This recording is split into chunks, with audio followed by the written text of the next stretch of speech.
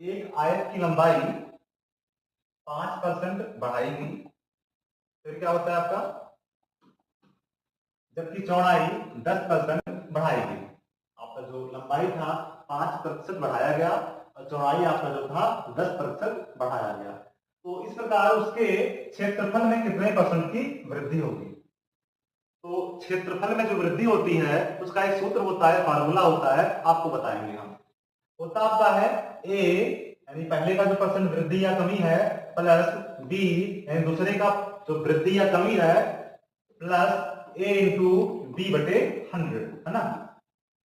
देखा जाए तो पहले कितना आपका बढ़ा है, आपका लंबाई बढ़ा है 5%, ठीक है, यानी 5 यहां कर लीजिए परसेंट प्लस आपका 10% चौड़ाई बढ़ा है 10%, ठीक है, प्लस आपका 5 गुणे 10 बटे आपका 100, 5 गुणे 10 बटे आपका 100, यहां से आपका 10 दाम 100, ठीक है, और 5 गुनाई 10, ठीक है, यहाँ कितना हो जाएगा आपका 5 10 15, ये 15% हो गया, और यहाँ पे प्लस का 1/2%, है ना, 15% और आपका 1/2%, कितना हो जाएगा आपका यहाँ से 15 सही आपका 1/2% की क्या होगी, वृद्धि होगी। इसमें उसके आपके क्षेत्रफल में आपका जो क्षेत्रफल वृद्धि होगा कितना होगा आपका 15 सही 1/2% की।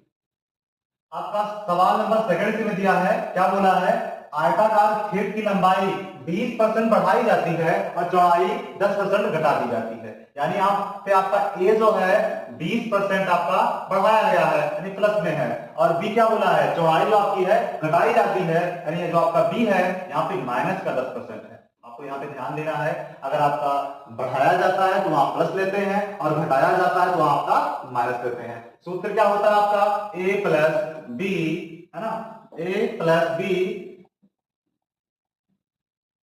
Plus A into B by 100, ठीक है। ए आपका दिया है 20%, यहाँ पे जो आपका बी है माइनस का 10 है और प्लस का आपका ए है 20 गुणे माइनस का 10 बटे आपका 100।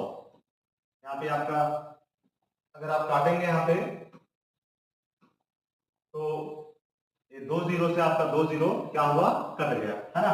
अब क्या हुआ आपका, अगर देखा जाए तो 20 माइनस का 10 और यहाँ पे प्लस माइनस क्या होता है आपका माइनस होता है, 2 एक 2 और 10 तो 12, ठीक है, अगर 20 से 12 जाएगा तो आपका 8% बचेगा, यानी आप क्या होगा, तो क्षेत्रफल वृद्धि हो रहा है 8% का वृद्धि हो रहा है ना।